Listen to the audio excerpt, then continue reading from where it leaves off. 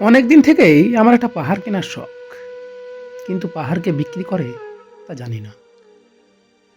যদি তার দেখা পেতাম, দামের জন্য আটকাতো না।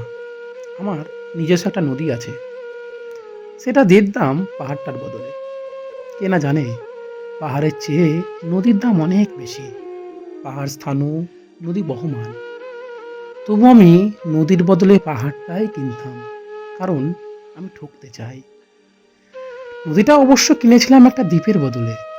ছেলেবেলায় আমার বেশ ছোট্ট খাট্ট ছিমছাম একটা দ্বীপ ছিল, সেখানে অসংখ্য প্রজাপতি। শৈশবে দ্বীপটি ছিল আমার বড় প্রিয়। আমার যৌবনে দ্বীপটি আমার কাছে মাপে ছোট লাগলো। প্রবাহমান চিপচিপে তন্বী নদীটি বেশ পছন্দ হলো আমার।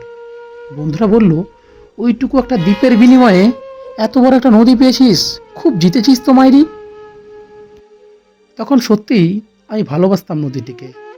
নদী আমার অনেক প্রশ্নের উত্তর দিত, যেমন, বলো তো আজ সন্ধেবেলা বৃষ্টি হবে কিনা।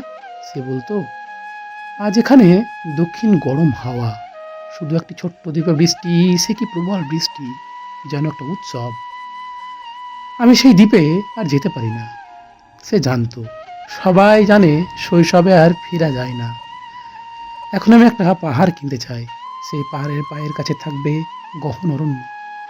আমি সেই অরণ্য পার হয়ে যাব। তারপর শুধু রুক্ষ কঠিন পাহাড়, একেবারে চূড়ায়, মাথার খুব কাছে আকাশ, নিচে বিপুলা পৃথিবী, চরাচরে তীব্র নির্জনতা। আমার কণ্ঠস্বর সেখানে কেউ শুনতে পাবে না। আমি ঈশ্বর মানি না, তিনি আমার মাথার কাছে ঝুঁকে দাঁড়াবেন না।